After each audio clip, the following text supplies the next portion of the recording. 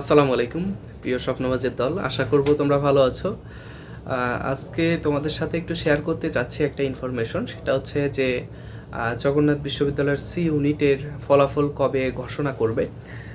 আমি স্টুডেন্ট পড়াতে এসেছিলাম, তো তারপরে তোমাদেরকে ভাবলাম যে এই আপডেটটুকু দেওয়া দরকার।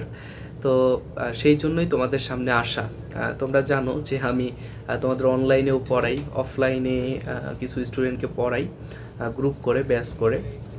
আবার আমাদের বইও অলরেডি বের হয়ে গেছে।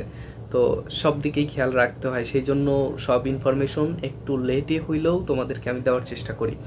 তো দেখো, আমাদের সি ইউনিটের ভর্তি পরীক্ষার ফলাফল কবে প্রকাশ করা হবে।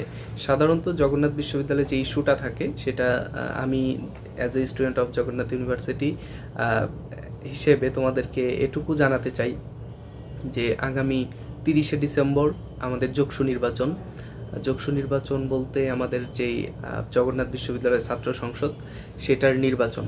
তো এরপরে আমাদের সামনে আবার আরও ইউনিটের ভর্তি পরীক্ষা রয়েছে।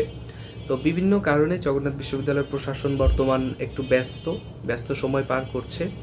তো সেই জায়গা থেকে যদি আমরা চিন্তা করি যে জগন্নাথ ইউনিভার্সিটির সি ইউনিটের ভর্তি পরীক্ষার ফলাফল আমাদের আগামী 1 সপ্তাহ থেকে 10 দিনের মধ্যে দেওয়ার চেষ্টা করবে। যেহেতু এবার আমাদের রিটেন নাই, আর আমাদের বর্তমান এমসিকিউ পদ্ধতিতে ভর্তি পরীক্ষা হয়েছে, তো এটা মেশিনের মাধ্যমে খুব দ্রুতই ফলাফলটা বের করা হবে। ঠিক আছে, তো এতটুকুই ছিল তোমাদের সাথে, যে আমাদের কমপক্ষে 1 সপ্তাহ 10 দিন তো লাগবেই, তাই না? 1 সপ্তাহ 10 দিন পরে তোমাদের ফলাফলটা তোমরা পেয়ে যাবে ইনশাল্লাহ।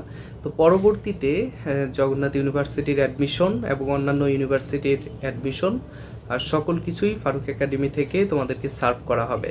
তো পরবর্তী একটা ভিডিওতে তোমাদের সাথে আরও দেখা হয়ে যাবে। পরবর্তী ভিডিওতে দেখা হোক, এটাই প্রত্যাশা করি। চ্যানেলটা সাবস্ক্রাইব করবে, ফেসবুক পেজটা ফলো করবে, যাতে পরবর্তীতে যে কোনো আপডেট দেওয়ার সাথে সাথেই তুমি পেয়ে যাও। ঠিক আছে, তো টাটা, আল্লাহ হাফেজ, ভালো থেকো।